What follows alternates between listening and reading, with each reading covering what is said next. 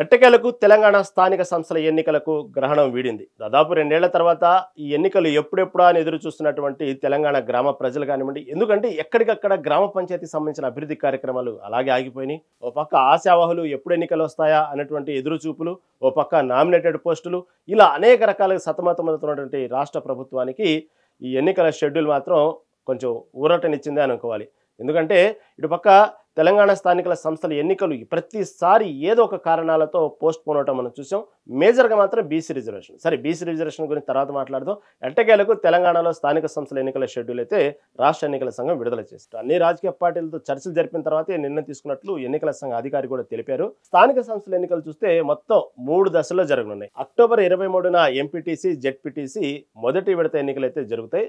ఇక అక్టోబర్ 27న అయితే MPTC, ZPTC రెండో దశ ఎన్నికలు జరుగుతాయి. ఆ తర్వాత అక్టోబర్ 31న మొదటి దశ గ్రామ పంచాయతీ ఎన్నికలు జరగనున్నాయి. ఇక నవంబర్ 4న రెండో దశ గ్రామ పంచాయతీ ఎన్నికలు జరగనున్నాయి. ఇక చివరిగా నవంబర్ 8న మూడో దశ గ్రామ పంచాయతీ ఎన్నికలు జరుగుతాయి. ఎన్నికలు ముగిసిన తర్వాత నవంబర్ 11న ఎంపీటీసీ, జెడ్పీటీసీ ఎన్నికల కౌంటింగ్ జరుగుతుంది.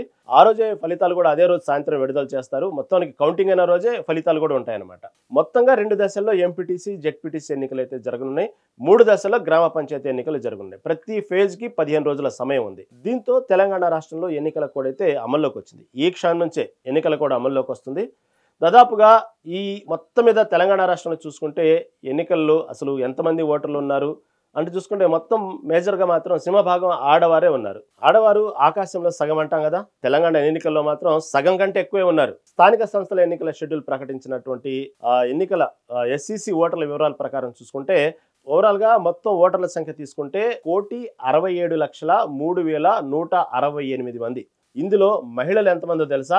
85,36,770. ఇక పురుషులు అంటారా 81,65,894. ఇక ఇతరులు వచ్చేటప్పటికి 504 మంది ఉన్నారు. దీంట్లో మొత్తం జెడ్పీటీసీ స్థానాలు వచ్చేటప్పటికి మొత్తం 565 ఉన్నాయి. ఇటు ఎంపీటీసీ వచ్చేటప్పటికి 5,749 ఉన్నాయి. ఇక పంచాయతీలు వచ్చేటప్పటికి 12,733 పంచాయతీలు ఉన్నాయి. ఇక వార్డులు చూసుకుంటే 1,12,288 ఉన్నాయి. ఇది ఓవరాల్గా తెలంగాణ సంబంధించినటువంటి ఎన్నికల షెడ్యూల్ ప్రకటించినటువంటి తర్వాత ఎన్నికల అధికారి విడుదల చేసినటువంటి తెలంగాణ వ్యాప్తంగా ఓటర్ల సంఖ్య, మహిళలు కానీ, పురుషులు కానీ, ఇతరులు కానీ. దీంతోపాటు ఎంపీటీసీ ఎన్ని, తర్వాత జెడ్పీటీసీలు ఎన్ని స్థానాలు ఉన్నాయి, దాంతోపాటు పంచాయతీలు ఎన్ని, వార్డులు ఎన్ని, ఇవన్నీ కూడా ఓవరాల్గా ఎస్సీసీ ప్రకటించిన లిస్ట్ అనమాట. ఇది ఓవరాల్గా ఏదేమైనప్పటికీ కూడా స్థానిక సంస్థల ఎన్నికలకు సంబంధించి ఈ క్షణం నుంచి ఎన్నికలు కూడా అమలవుతా ఉంది. అక్టోబర్ 9న నోటిఫికేషన్ విడుదలైంది. దాన్ని బట్టి ఈ రోజు నుంచి ప్రతిదీ కూడా ఎన్నికల కోడ్లు ఉంది కాబట్టి మనం దానికి సంబంధించి తెలంగాణ వ్యాప్తంగా మనం దానికి సంబంధించినట్టు చూస్తాం. ఆ ఎన్నికల కోడ్ ఏ విధంగా ఉంది, దానికి సంబంధించిన షరతులు ఏంది, ఇవన్నీ కూడా సాయంత్రం విడుదలవుతాయి. కానీ ఈ క్షణం నుంచి ఎన్నికలు కూడా అమలవుతుంది. ఇటు పక్క బీసీ రిజర్వేషన్ చూస్తే రాష్ట్ర గవర్నర్ దగ్గర పెండింగ్లో ఉంది. మళ్ళీ బీసీ రిజర్వేషన్ సంబంధించి 42%తో తెలంగాణ ప్రభుత్వం, రాష్ట్ర ప్రభుత్వం బీసీ రిజర్వేషన్తో ఎన్నికలకు వెళ్తున్నాం అనేటువంటి నోటిఫికేషన్ విడుదల చేసిన తర్వాత ఇది సాధ్యాలు ఎలా ఉన్నాయి ఏందనేది మాత్రం అది కూడా దాదాపు అక్టోబర్ 8వ తారీఖు లోపు తేలేటువంటి అవకాశాలు కనబడుతున్నాయి. మళ్ళీ ఒకవేళ అలాంటి రిజర్వేషన్ అంశం కనుక మళ్ళీ పెండింగ్ పడితే స్థానిక సంస్థల ఎన్నికలు అయితే పెండింగ్ పడవు. కానీ దీనికి సంబంధించి మాత్రం రిజర్వేషన్ అమలు అయితే దాని తగ్గట్టు ఎవరెవరికి ఏ స్థానాలు రిజర్వేషన్ ప్రకారం మనం చెప్పినట్టుగానే ఎంపీటీసీ, జెడ్పీటీసీలో ఎవరెవరికి ఏందనేది కొన్ని విషయాలు తేటతెల్ల మీద అవకాశం ఉంది.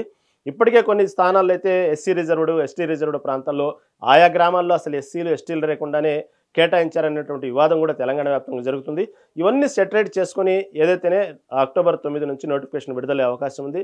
ఇవన్నీ సెటరేట్ చేసుకుని తెలంగాణ వ్యాప్తంగా ఎన్నికల నోటిఫికేషన్ విడుదలైన తర్వాత ఎన్నికలు వెళ్ళడానికి అన్ని పార్టీలు సిద్ధమైన అర్థమవుతోంది. ఎందుకంటే ఇప్పటికే కాంగ్రెస్, బీఆర్ఎస్, బీజేపీ పార్టీ ఎప్పుడైతే ఎన్నికల షెడ్యూల్ విడుదలైందో వెంటనే వాళ్ళ నాయకులకు సంబంధించినటువంటి అందరినీ పిలిచి ఇప్పటికీ మీటింగ్లు ఏర్పాటు చేశారు.